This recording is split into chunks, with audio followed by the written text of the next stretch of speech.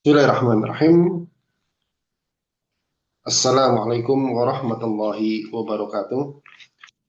Alhamdulillah. Alhamdulillahilladzi arsala rasulahu bil huda wa dinil haqq liyudhhirahu 'alad dini kullihi walau karihal musyrikun. Asyhadu an la ilaha illallah wahdahu la syarikalah wa asyhadu anna Muhammadan abduhu wa rasuluh. Allahumma shalli wa sallim wa barik ala nabiyyina Muhammadin wa ala alihi wa ashabihi wa man tabi'ahum bi ihsanin ila yaumiddin. Allahumma inna nas'aluka ilman nafi'a wa rizqan thayyiba wa amalan mutaqabbala amma ba'd. Ayyuhal ikhwah fidakumullah. Alhamdulillah kita memuji Allah Subhanahu wa taala atas segala limpah nikmat, taufik serta hidayahnya sehingga pada pagi hari ini alhamdulillah kita bisa berjumpa, berkumpul, bermuajahah secara online.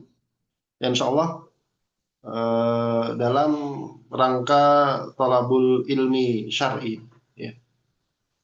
Karena menuntut ilmu itu adalah kewajiban bagi setiap muslim, gitu ya.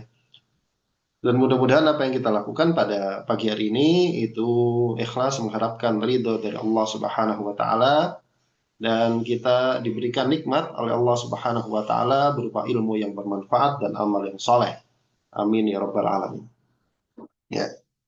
Pada pagi hari ini mungkin temanya yang jarang dibahas oleh ngaji ilmiah bagi teman-teman yang sudah tahu atau yang sudah mengikuti akun ngaji ilmiah, yaitu fikih keluarga atau fikih pernikahan.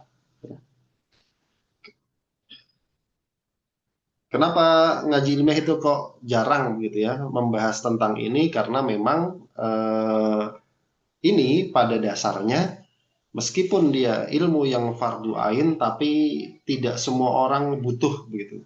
Tidak semua orang membutuhkan ilmu ini. Yang membutuhkan ilmu ini yang mau nikah dan yang sudah nikah begitu kan. Yang belum mau nikah dan yang belum nikah, maka pada asalnya dia belum butuh ilmu ini. Makanya kalau pending terlebih dahulu pembahasan seputar fikih keluarga. Nah, tema yang akan dibahas pada pagi hari ini adalah manhaj keluarga muslim. Jadi manhaj itu adalah metode. Metode bagaimana seorang muslim itu membangun keluarganya. Jadi secara garis besar, seorang muslim itu kalau mau membangun keluarga, itu dia harus di atas keilmuan dan keislaman. Jadi kalau kita bicara manhaj keluarga muslim, kita bicara manhaj keluarga muslim secara umum, maka poinnya itu ada dua. Yang pertama di atas ketauhidan. Di atas ketauhidan. Artinya suami istri ini harus sama-sama bertauhid, sama-sama muslim. Tidak boleh salah satunya misalkan musyrik gitu. Atau orang yang non-muslim. Ya. Jadi di atas ketauhidan. Kenapa? Karena kalau tidak di atas ketauhidan,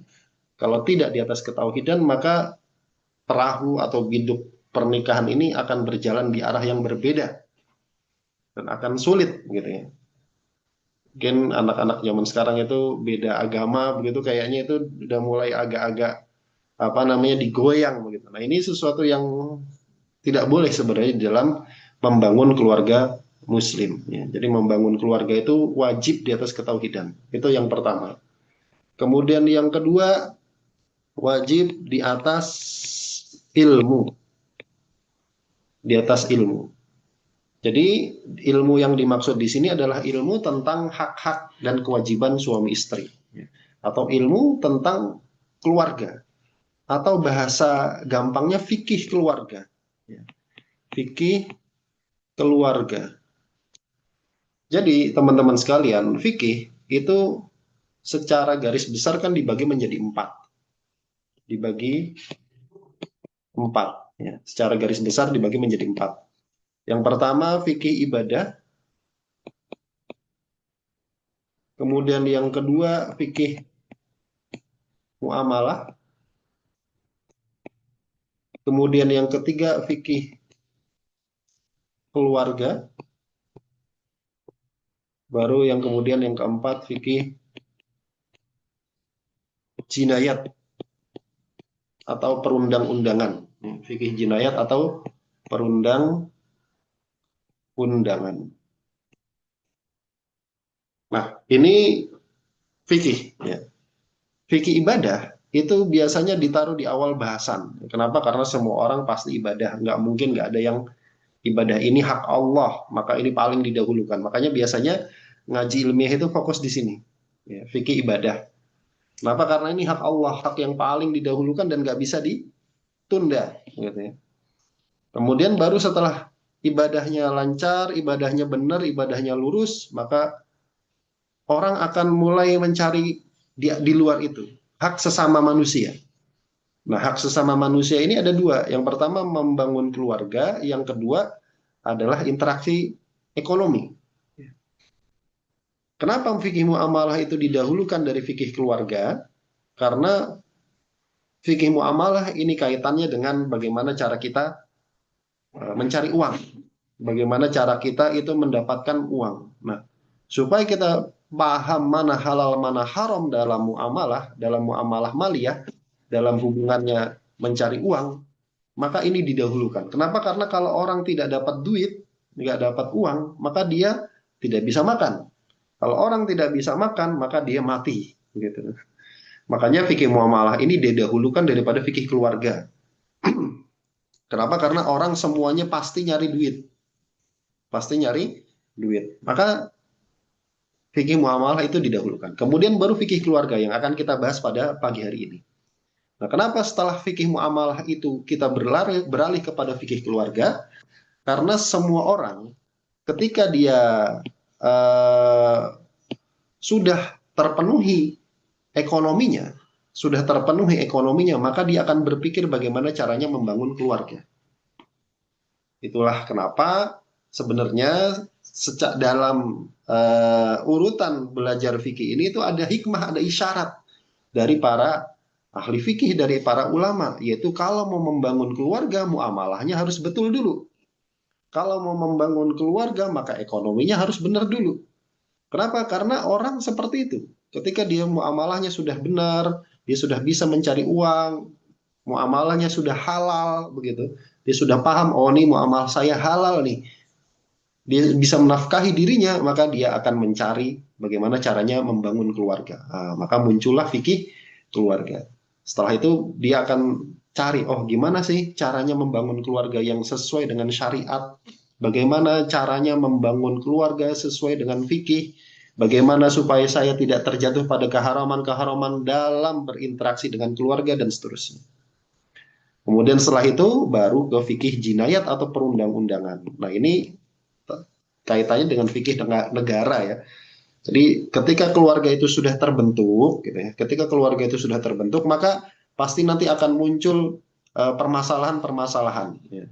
Muncul permasalahan-permasalahan, entah itu bagaimana ketika dia cerai, fasakh, kemudian li'an, kemudian tuduhan zina dan seterusnya itu nanti ada di fikih jinayat, fikih perundang-undangan yang lebih luas nanti tentang bagaimana hukuman pencuri dan seterusnya itu ada di fikih jinayat. Nah, yang akan kita bahas itu yang nomor 3, yaitu fikih keluarga secara umum. Secara umum. Nah, apa hukum belajar fikih keluarga begitu ya? Fikih usroh. Nah, kalau bahasa fikihnya fikih usroh. Ini ada satu hadis yang sangat populer, gitu ya, yaitu tolabul ilmi faridotun ala kulli muslim. Menuntut ilmu itu wajib ain bagi setiap muslim. Jadi fardunya fardu ain. Tapi ketika ngomong faridoh wajib ain, ini Rasulullah pakai bentuk nakiroh ya karena khobar ya.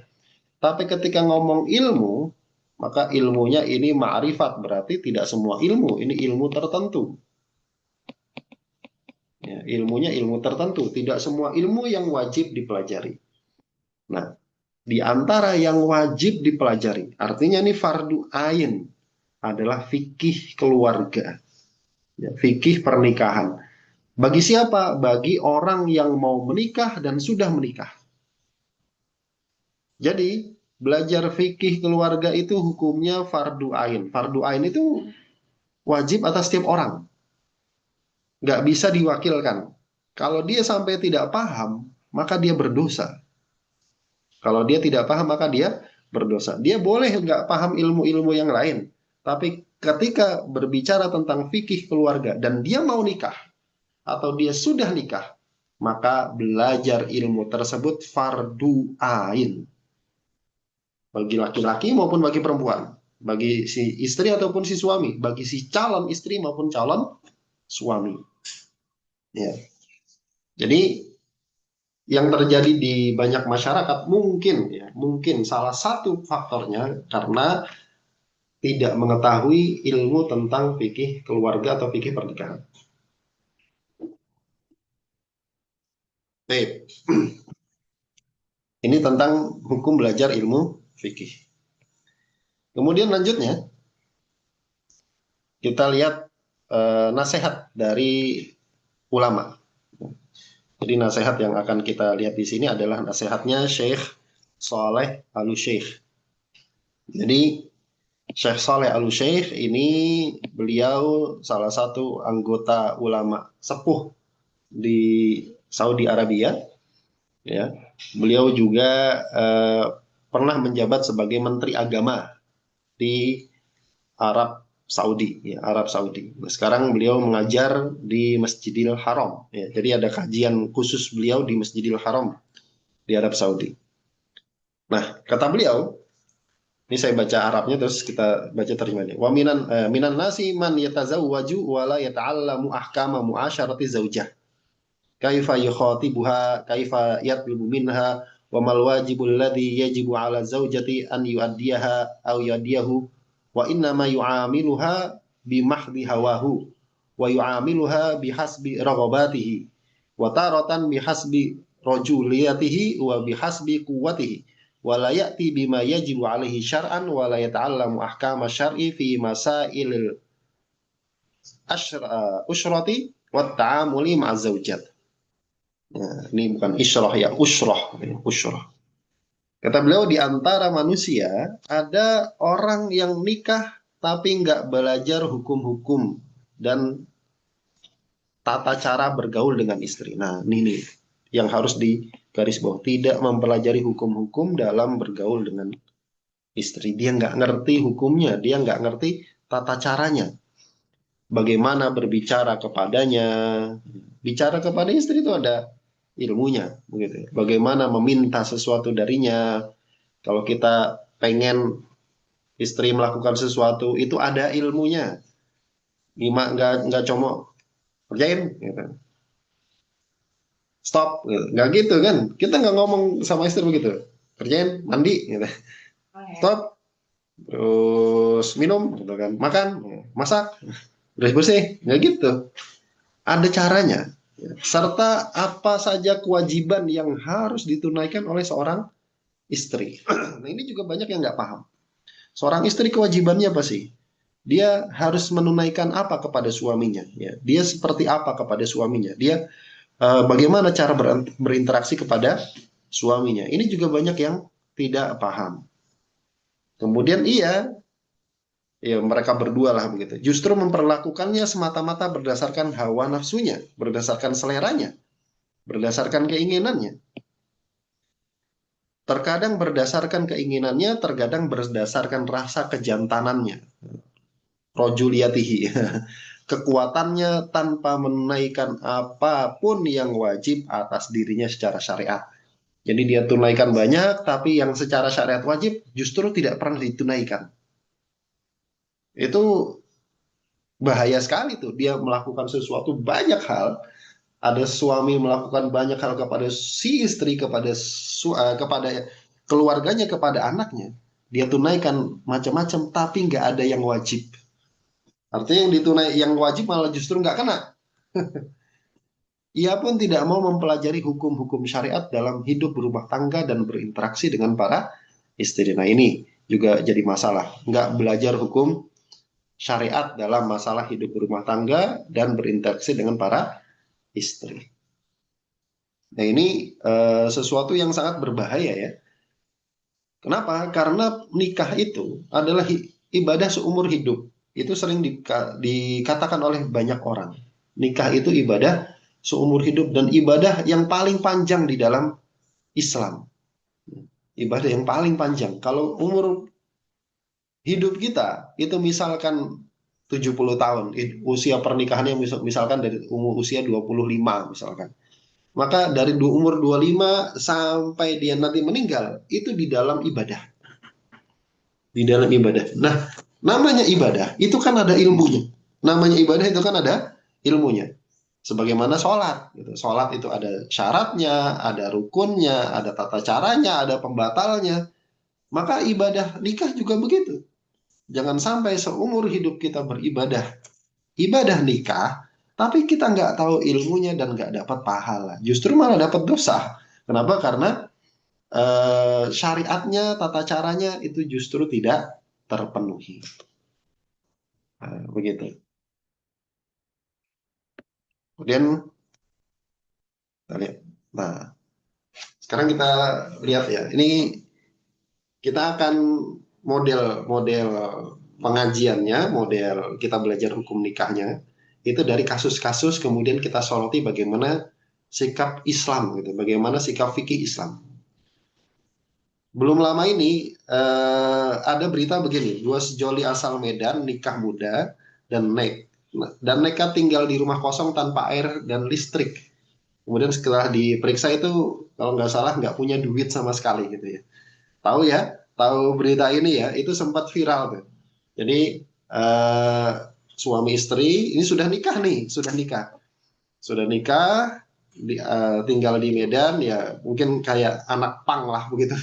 Terus tinggal di rumah kosong, nggak ada air, nggak ada listrik. Ya. Waktu ditemukan itu duanya cuma cengar-cengir itu. Ini videonya nggak saya apa namanya upload full ya, karena si istrinya nggak nutup aurat gitu. Itu dua orang itu cuma cengar-cengir aja gitu kan. Nah, yang jadi pertanyaan nih, yang jadi pertanyaan, hukum nikah itu apa sih? Gitu. Bener nggak sunnah? Bener nggak sunnah? Gitu kan? Karena memang ada hadisnya Rasulullah SAW mengatakan nikah sunnati faman raghiba an sunnati falaysa minni kan begitu. Nikah itu sunnahku. Siapa saja yang tidak suka kepada sunnahku maka dia bukan golonganku. Gitu. Nikah itu sunnati sunnahku. Nah, berarti apakah nikah itu sunnah? Nah, kita harus lihat dulu konteks hadis ketika Rasulullah ngomong nikah sunnati faman raghiba an sunnati falaysa minni. Itu Rasulullah ngomong begitu, itu konteksnya mengomentari salah seorang sahabat yang ketika itu berkata begini, saya tidak akan menikah seumur hidup gitu. Karena dia menganggap bahwa saya tidak nikah itu suatu bentuk ibadah. Jadi kalau bahasa kita, kalau bahasa orang-orang itu selibat, hidup selibat, hidup nggak nikah itu dianggap sebagai ibadah. Nah, dalam Islam nggak ada begitu ya. Itu mungkin agama sebelah itu menganggap ibadah itu tidak nikah. Jadi tidak nikah itu dianggap sebagai pengabdian kepada Tuhan. Gitu. Nah, Islam itu agama yang samhah gitu ya. Agama yang toleran, agama yang pertengahan. Di dalam Islam nggak begitu. Kamu kalau mau mendekatkan diri kepada Tuhan, itu bukan dengan tidak menikah. Tidak menikah itu justru bukan bentuk ibadah begitu. Paham ya? Jadi memutuskan untuk tidak menikah. Kenapa? Karena menganggap tidak menikah itu bentuk pengabdian kepada Allah, itu justru keliru. Makanya kemudian Rasulullah mengatakan, an nikahu sunnati faman raghiba an sunnati falaisa minni. Nikah itu sunnahku. Nikah itu jalan agama saya. Metode agama yang saya bawa, Islam, itu ya menikah. Ya menikah. Siapa saja yang nggak suka dengan metode agama saya yang saya bawa, maka dia bukan golonganku. Jadi begitu. Itu konteks hadis an nikahu sunnati. Bukan nikah itu santai gitu ya. An nikah sunnati. Nah, Sekarang kita lihat hukumnya. Oh, kalau begitu hukumnya apa? Ya, hukum nikah itu sebenarnya bisa kita bagi menjadi 5 ya. Bisa kita bagi menjadi 5. Jadi nikah ini ada 5 secara garis besar. Di hukum asal kalau nggak ada apa-apa gitu ya, maka hukum asalnya itu adalah mubah. Hukum asalnya mubah.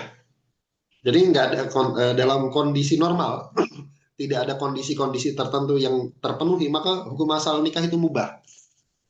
Artinya antum nggak nikah pun nggak dosa begitu ya, nggak dosa. Antum nikah pun nggak dosa, karena mubah. Mubah itu pilihan, dilakukan boleh, nggak dilakukan juga boleh.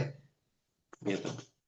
Itu hukum asalnya. Kemudian yang kedua, bisa jadi wajib nih, bisa jadi wajib.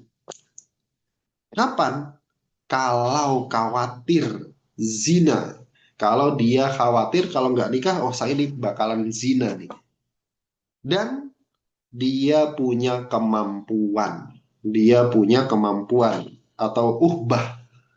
Uhbah itu apa sih? Kemampuan untuk memberikan mahar, mas kawin, kemudian kemampuan untuk memberikan pakaian, kemudian kemampuan untuk memberikan nafkah harian. Jadi wajib itu kalau terpenuhi dua kondisi. Kondisi yang pertama, dia khawatir zina. Saya kalau nggak nikah, saya pasti terjerumus zina.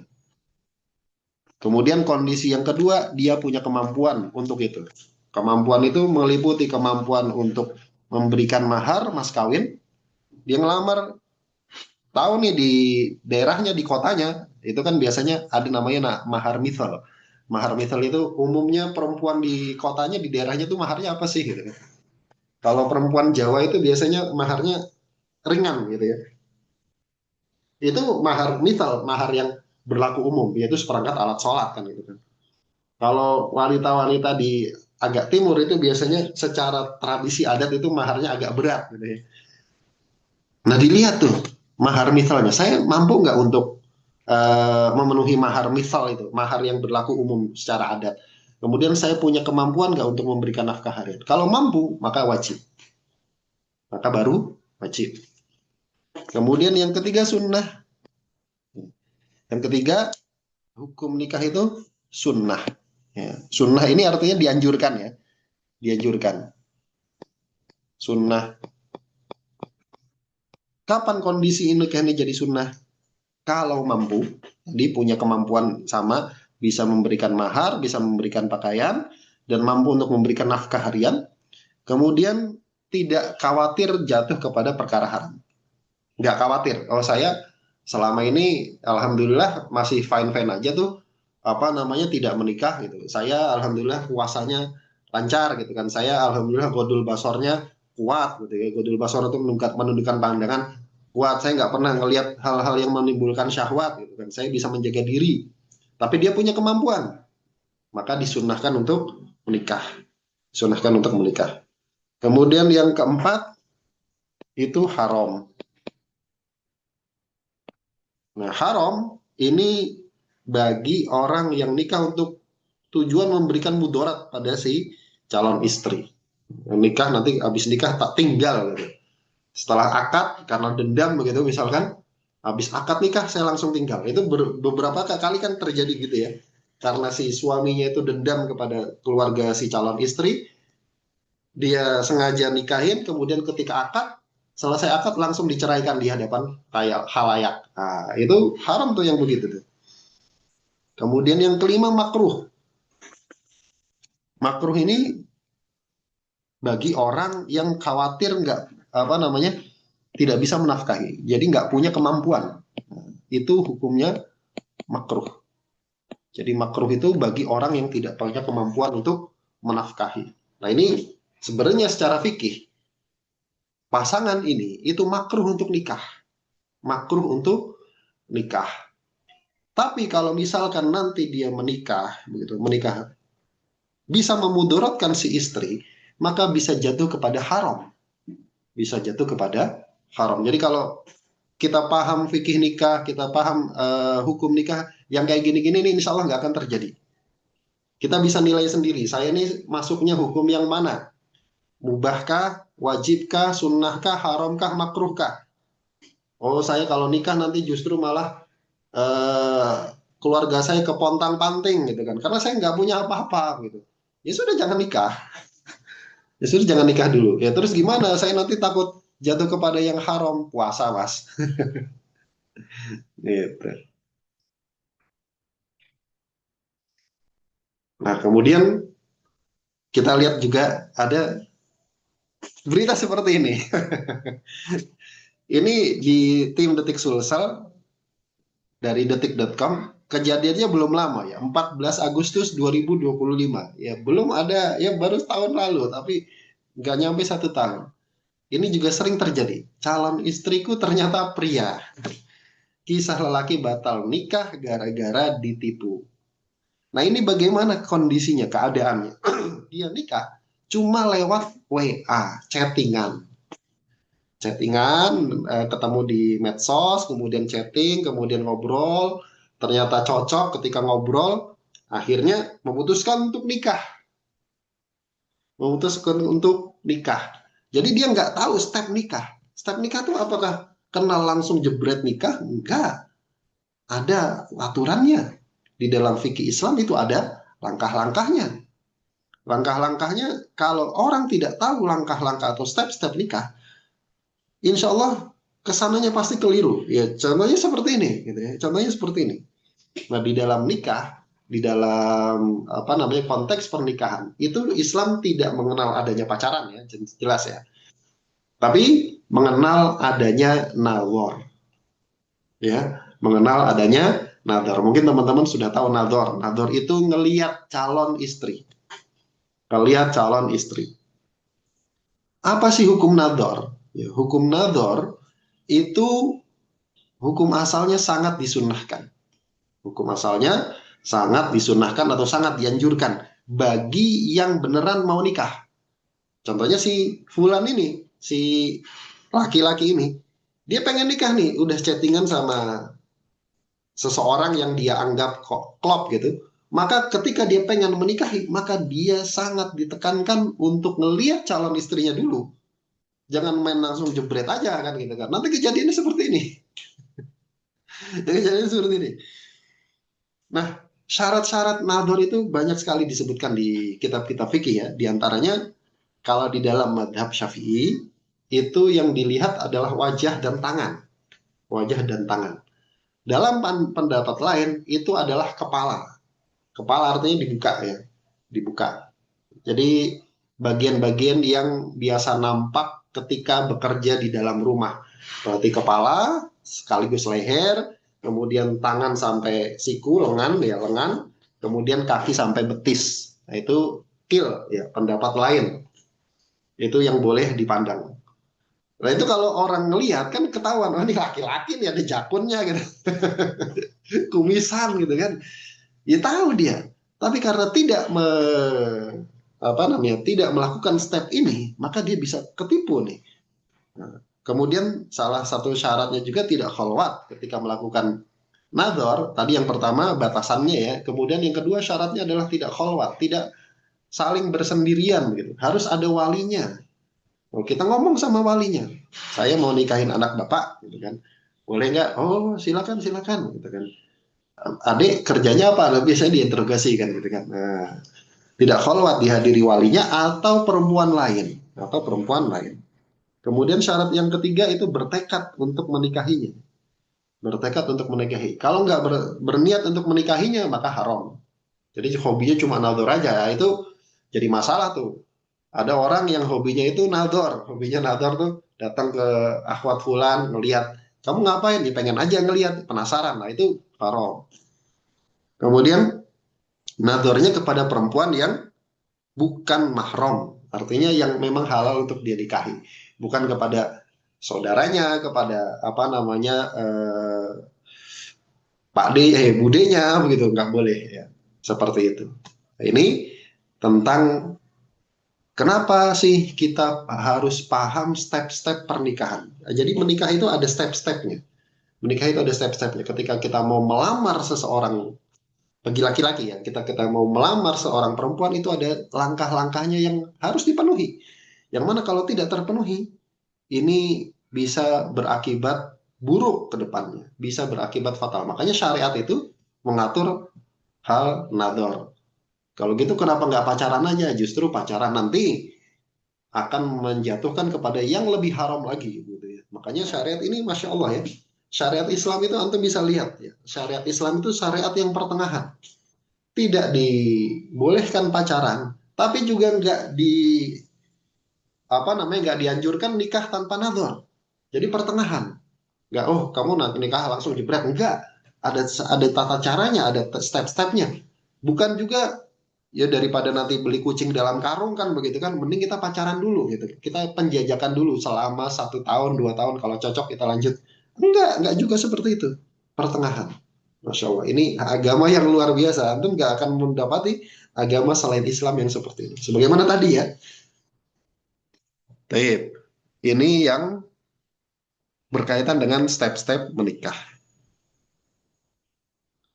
Nah, sekarang apa saja hak dan kewajiban suami istri? Nah, ini sekarang banyak kejadian atau fenomena stay at home dad, stay at home dad. Jadi suami itu jadi suami rumah tangga. Ini apa namanya stereotipnya gitu, stereotipnya ini orang-orang di daerah Jawa Barat gitu ya. Orang-orang di daerah Jawa Barat itu stereotipnya begitu. Bukan artinya semua orang Jawa Barat begitu ya, tapi stereotip. Ya, tahu ya stereotip ya, pandangan yang berlaku di masyarakat. Itu pagi, kalau si suami ya pagi itu nganter istrinya ke kantor, ke PT, kalau orang sana bilang ke PT. Kemudian habis itu nganter anaknya sekolah. Kemudian si suami pulang tidur lagi gitu kan. Siangnya nanti bangun gitu kan, main game gitu kan, makan. Kemudian apa namanya agak siangan jemput anak, terus pulang, kemudian agak sorean jemput istri. Pulang nanti malamnya si suami ini itu main sama teman-temannya, entah mancing, entah nongkrong gitu kan. Kemudian malam baru pulang, nanti paginya begitu lagi ngantar istrinya. Pokoknya yang kerja full istri, yang kerja itu full istri. Si suami cuma nganter. Habis itu main, habis itu main. Nah, bagaimana Islam memandang fenomena seperti ini? Ini saya lansir dari Marinius ya. Itu baru juga belum lama, 25 November 2025. Ini penulisnya Justisi Yudasmara. Dari toleransi menjadi alasan cerai. Jadi setelah banyak terjadi seperti ini, kemudian akhirnya banyak istri yang menuntut cerai. Dan kita tahu gara-gara fenomena ini angka perceraian itu sangat tinggi, terutama di daerah Jawa Barat, ya, terutama di daerah Jawa Barat. Ya, gara-gara fenomena ini kemudian fenomena istri gugat cerai itu sangat tinggi sekali di daerah sana. Ya, kita tahu lah itu rahasia umum. Teman-teman juga bisa Google, teman-teman juga bisa Google tentang fenomena-fenomena seperti ini. Kemudian bagaimana Islam memandang ini? Bagaimana Islam ini memandang hal ini? Maka kita bisa lihat dari beberapa aspek. Yang pertama, ketika nikah, ketika akad itu sudah sah, maka ada beberapa hal yang menjadi dampak dari nikah itu sah. Apa saja? Yang pertama, istri berhak dapat mahar. Istri berhak dapat mahar. Kalau disebutkan di majelis akad, maka mahar yang disebutkan. Kalau nggak disebutkan, maka langsung ke mahar mithal. Mahar mithal itu mahar yang berlaku umum di masyarakat di daerah situ tuh apa? Paham ya? Jadi misalkan ketika akad nikah, saya terima nikah dan kawinnya Fulanah binti Fulan dengan mas kawin, kalau disebutkan maka wajib. Tapi kalau tidak disebutkan, saya terima nikah dan kawinnya Fulanah binti Fulan, terus apa namanya tidak disebutkan mas kawinnya, tidak disebutkan dengan mahar sekian-sekian, maka langsung jatuh nikahnya sah, tapi langsung jatuh kepada mahar misal. Mahar misal itu perempuan daerah situ itu biasanya maharnya apa? Ya sudah, kamu berarti bayarnya itu. Itu seperti itu. Itu yang pertama, dapat mahar. Kemudian yang kedua, sunnah untuk mengadakan walimah. Jadi mengadakan walimah itu sunnah, bukan wajib. Ini yang jadi kebalik-balik di masyarakat kita. Menikah, mengadakan walimah itu sesuatu yang sunnah. Kemudian disunahkan untuk jangan terlalu berlebihan. Jangan terlalu berlebihan. Sederhana saja. Zaman Nabi pun seperti itu. Cuma nyembelih kambing ya. Kalau zaman dulu kambing itu hewan ternak yang hampir semua orang punya. Gitu. Jadi cuma kalau bahasa kita nyembelih ayam kemudian ngandeng tetangga, ayo nih lima sudah selesai.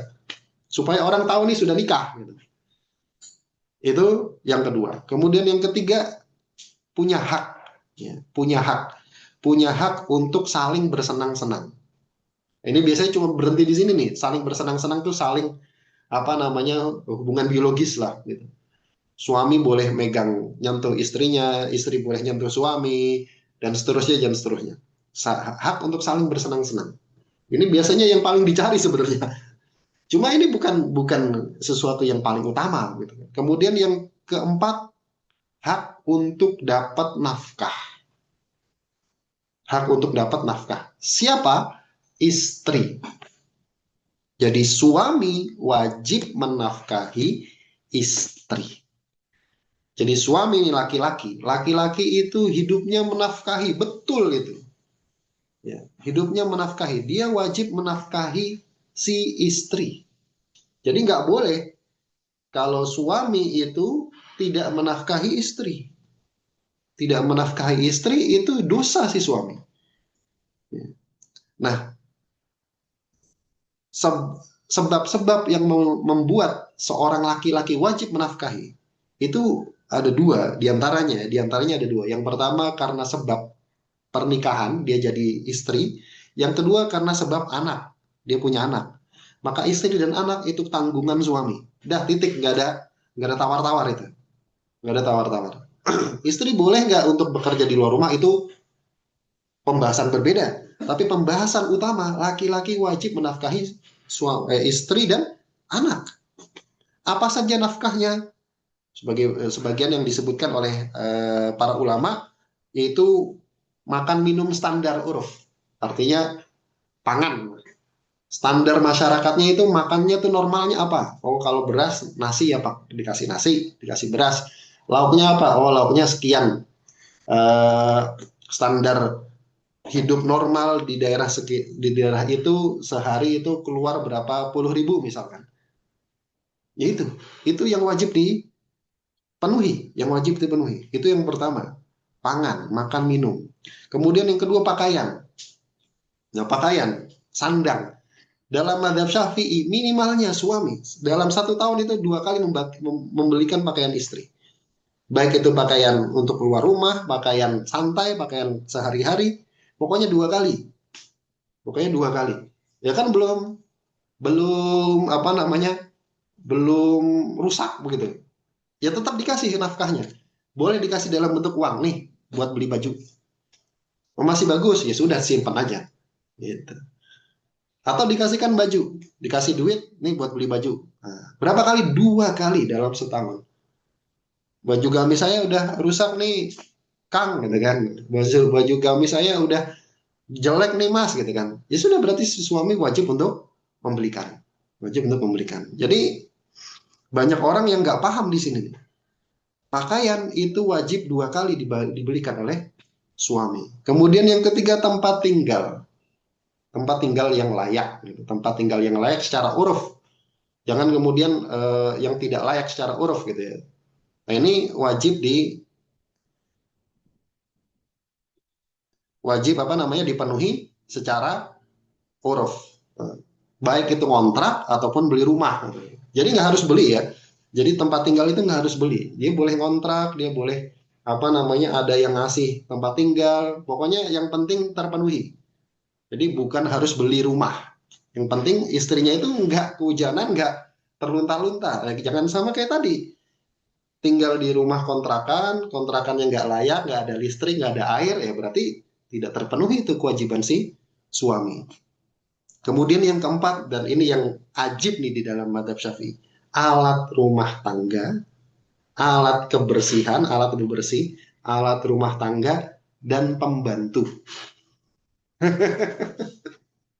Dan pembantu. Jadi pembantu itu dalam madhab Syafi'i itu wajib dipenuhi oleh si suami. Kalau si istri apa namanya terbiasa hidup dengan itu. Kalau si istri terbiasa hidup dengan pembantu, ada khodim, di rumahnya biasanya ada pembantu, maka si suami itu pada dasarnya wajib memenuhi itu. Bisa dibayangkan ya. Nah, kalau nggak terpenuhi bagaimana? Tadi ya, pangan, pangan, makannya susah. Kemudian pakaiannya nggak kebeli. Setahun kebeli lebaran aja udah bagus begitu, udah syukur gitu kan. Bajunya rombeng gitu kan, robek-robek nggak bisa dibelikan. Kemudian tempat tinggalnya nggak layak gitu kan. Tempat tinggalnya nggak layak. Ada rumah sih tapi listriknya nggak ada, airnya nggak ada gitu kan. Kemudian alat rumah tangga, dia nggak bisa membelikan alat-alat rumah tangga, nggak bisa membelikan apa namanya tadi khodim. Kalau si istri itu terbiasa hidup dengan khodim, dengan pembantu di rumah orang tuanya tuh ada yang bantuin, ada pembantunya. Diambil, dihidup sama dia, akhirnya dia yang jadi pembantu si istrinya. Kalau tidak terpenuhi secara fikih, istri boleh nuntut cerai. Secara fikih, secara fikih itu istri boleh untuk menuntut cerai. Boleh ya, boleh ya. Boleh. Jadi artinya kalau misalkan ini kita ketika kita melihat berita ini menjadi alasan untuk cerai, maka secara fikih itu tidak, dia si istri tidak tercela, tidak dosa dia. Yang dosa justru siapa? Justru si suami yang dosa. Si suami yang dosa. Kenapa? Karena si suami itu tidak memenuhi haknya, tidak memenuhi kewajibannya. Karena hak dan kewajiban itu saling itu ya, saling bertolak belakang. Haknya istri berarti kewajibannya suami. Gitu ya. Jadi seperti itu. Ah, makanya kita sebagai Muslim itu wajib mempelajari fikih nikah. Kenapa? Karena yang seperti ini, apa namanya, yang hal-hal yang seperti ini itu menjadi apa namanya sesuatu yang tidak bisa kita pungkiri, gitu. Tidak bisa kita pungkiri, harus diketahui oleh kedua belah pihak dan harus diilmui. Kenapa? Karena kalau nggak diketahui, makanya ada nador ya, ada nador. Kenapa kemudian pihak keluarga istri itu biasanya nanya kamu pekerjaannya apa gitu kan? Itu kalau tujuannya untuk mengetahui ini si suami bakal mampu untuk menghidupi atau tidak, itu jadi pertanyaan yang masuk akal dan make sense. Tapi kalau tujuannya untuk menjauhkan gitu, nah itu jadi berbeda ya urusannya ya. Bisa dipahami ya? Gitu. Ini ada dua pertanyaan nih. Bagaimana jika nador melalui foto saja? Apa hukumnya? Ya, jadi kalau nador lewat foto saja itu belum cukup. Itu belum cukup. Jadi hukum nadornya sendiri tadi sangat dianjurkan ya. Tapi apakah kemudian ketika lihat foto doang itu cukup? Maka belum cukup. Maka belum cukup. Belum menggugurkan kesunahan nador. Jadi nadornya itu harus langsung ya, harus langsung ya. Jangan pakai foto doang. Jangan pakai foto doang. Itu belum cukup untuk khitbah. Kalau misalkan untuk cuma sekedar tahu, oke, ini kita kayaknya bisa lanjut nih. Oke, lanjut. Tapi kalau misalkan ngelihat dari fotonya aja, kayaknya kurang nih. Itu cukup apa namanya bisa sekat di situ. Tapi menggantikan natur aslinya enggak. Kemudian di Twitter ada diskursus tentang hak dan kewajiban.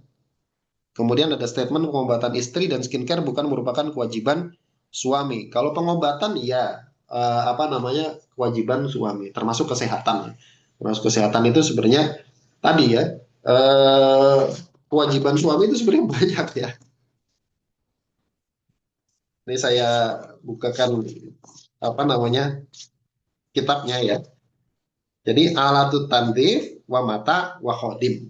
Jadi alat kebersihan, kemudian barang-barang, mata, perabotan, perbekalan gitu, dan khodim dan pembantu. Tapi apakah kemudian kesehatan istri itu bukan tanggung jawab suami? Jawabannya sebetulnya kalau apa? Kalau dalam fikih klasik begitu ya, memang banyak yang tidak menyebutkan itu, banyak yang tidak menyebutkan itu. Tapi itu tetap jadi kewajiban suami, tetap jadi kewajiban suami. Ini alhamdulillah di Indonesia harusnya ya itu jadi kewajiban negara gitu. Lanjut. Nah ini yang viral juga kemarin.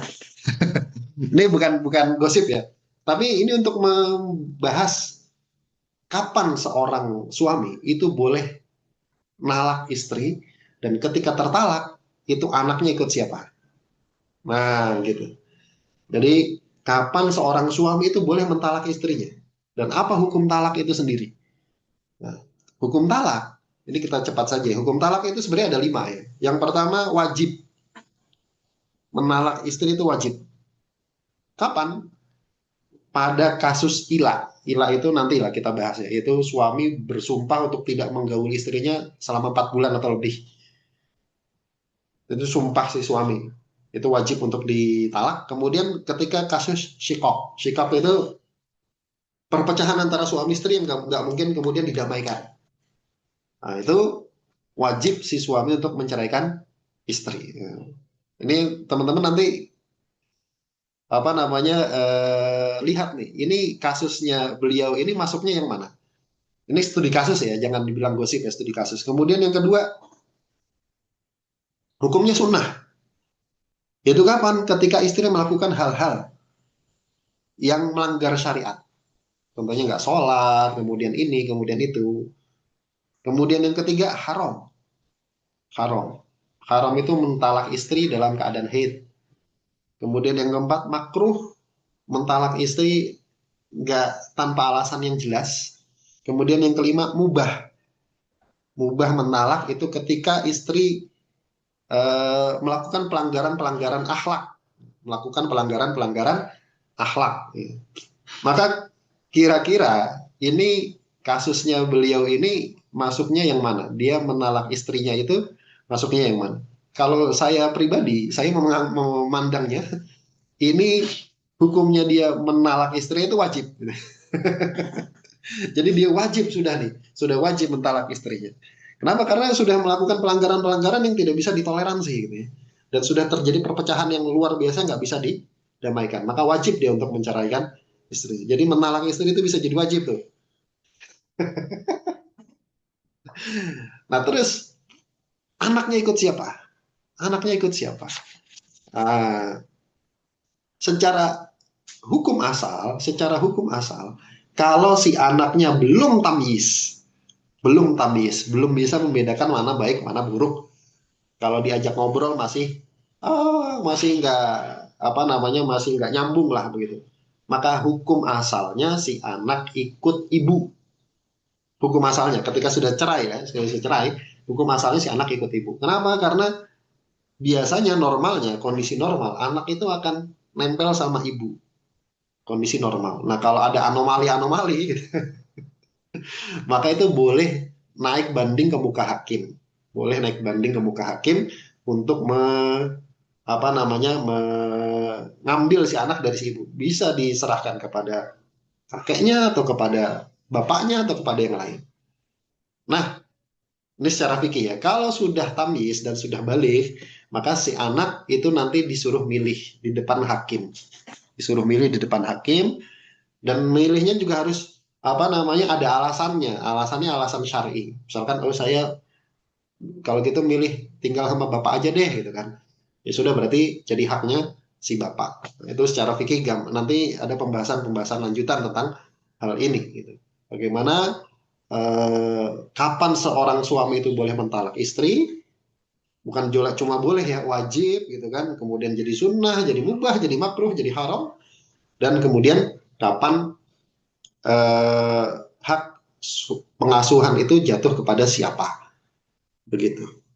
Ini tentang eh, hak pengasuhan. Nah, terkait dengan hak nafkah, maka hak nafkah ini tetap wajib diberikan oleh si ayah kepada anaknya sampai si anak ini mampu. Sampai si anak ini mampu. Tapi kepada istri itu secara asal itu sudah terputus. Secara asal itu sudah terputus.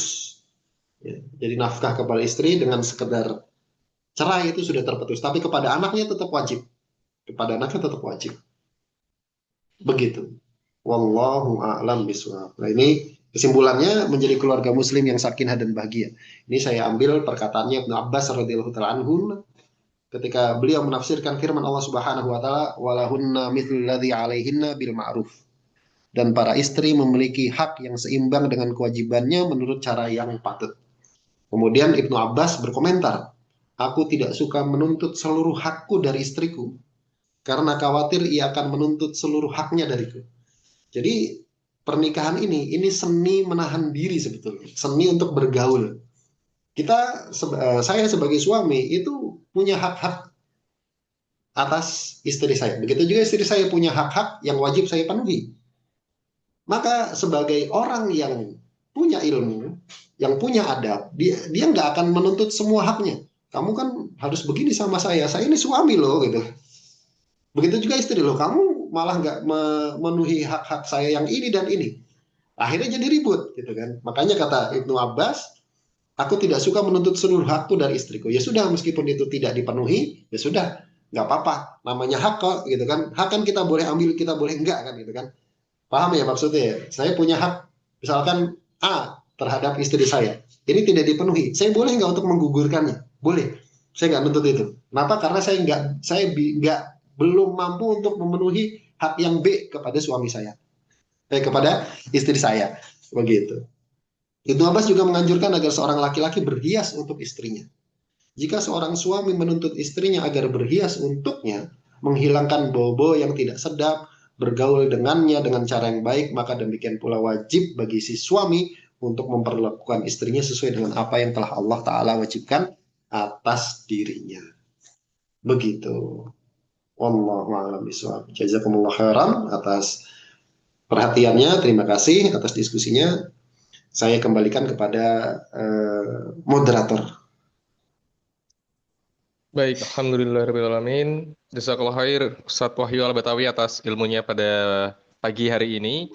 Seperti yang tadi disampaikan, karena memang nanti akan banyak sekali hal-hal lain yang bisa kita bahas dalam konteks untuk membangun keluarga yang sesuai dengan syariat atau keluarga dengan manhaj muslim, maka nanti kita akan membuat kelas yang lebih komprehensif selama bulan Ramadan insya Allah. Jadi tentu kan masih banyak pertanyaan nih buat teman-teman yang menyaksikan pada pagi hari ini. Misalnya tentang bagaimana kita bisa mentalak istri sesuai dengan syariat, bukan dalam rangka direncanakan ya pastinya, tapi dalam rangka pengetahuan. Dan juga mungkin tadi ada hak-hak suami dan istri yang ingin ditanyakan lebih lanjut, seperti tentang kalau misalnya kita sebagai suami tidak bisa memenuhi seluruh hak istri, kemudian istri tiba-tiba menuntut dan itu menjadi sebuah dalam tanda kutip masalah yang syar'i, artinya tidak bisa terpenuhi, maka apa yang harus dilakukan oleh si suami di awal? Karena kan dengan kondisi yang sekarang pasti banyak sekali hak dari istri yang suami tidak bisa berikan, atau mungkin justru sebaliknya hak dari seorang suami yang istri tidak bisa berikan. Misalnya contohnya, apakah boleh seorang istri mengatakan silahkan saya terima nikahnya tapi tolong jangan berpoligami. Nah, ini salah satu kasus yang unik yang sering ada. Apakah ini diperbolehkan? Kemudian banyak sekali pertanyaan lain pasti. Nah, kita akan menjawab semua itu dalam kelas keluarga manhaj muslim yang insya Allah diadakan pada bulan Ramadan. Nanti kita akan share infonya di grup ngaji ilmiah dan silahkan buat teman-teman untuk mengundang teman-teman yang lain yang mau belajar bersama kita. Kalau begitu, apakah ada pertanyaan mungkin sebelum saya tutup pagi hari ini? Mungkin satu pertanyaan yang mau ditanyakan secara live, satu ya, yang ingin open mic. Adakah yang ingin bertanya lagi bisa mengangkat tangan via icon, kemudian nanti saya akan buka mic-nya. Kalau tidak ada, kita tutup kajian pada pagi hari ini dengan doa kafaratul majlis. Subhanakallah bihamdika asyhadu an la ilaha illa anta astaghfiruka wa atubu ilaik. Jazakumullah khair, teman-teman. Jazakumullah khair Ustadz Wahyu atas waktunya. Kita insya Allah bertemu dalam kelas lanjutan berikutnya. Wassalamualaikum warahmatullahi wabarakatuh. Waalaikumsalam warahmatullahi wabarakatuh.